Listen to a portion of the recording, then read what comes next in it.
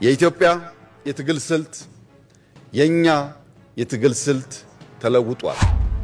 የኛ የትግል ስልት ዛሬ ሰርተን ነገን መዋጀት ነው።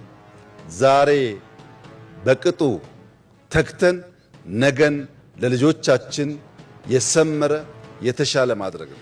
የገጠሙን ጠላቶቻችን ግን ትናንትና ላይ ቆመው ዛሬን የሚሻሙ ናቸው።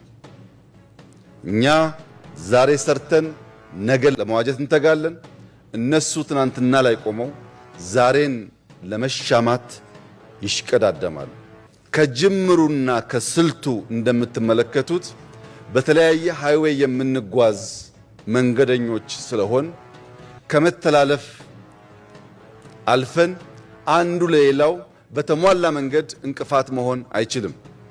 ስልታችን የተራራቀና የተለየ ነው።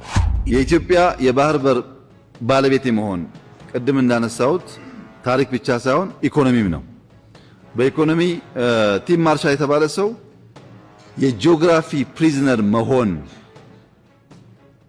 የጂኦግራፊ እስረኛ መሆን ድህነትን እሺ ብሎ መቀበል እንደሆነ የምዕራቡ ታዋቂ ስኮላር ጽፏል።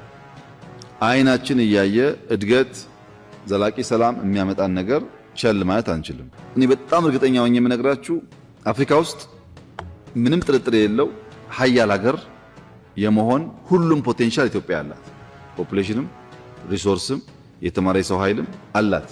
የሚቀራት ነገር አለ፣ እሱም ሂደት ያመጣዋል። ግን ይሄ ጉዳይ ኢትዮጵያ አፍሪካ ላይ ያላትን ቦታና ስፍራ እንዳትይዝ ይከላከላል። በዓለም ላይ በኢትዮጵያ ልክ ለባህር በር ቀርቦ ባህር የሌለው ሀገር የለም። በእኛና ባህር መካከል መስመር ናት የምታዩት።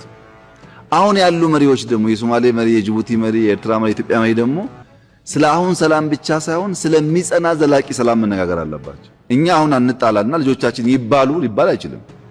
እንዳይባሉ እንነጋገር። በኢንቨስትመንት ነው፣ በሼር ነው፣ በሊዝ ነው፣ እዚህ ያለውን በመውሰድ ነው። ምርጫው ሊታይ ይችላል።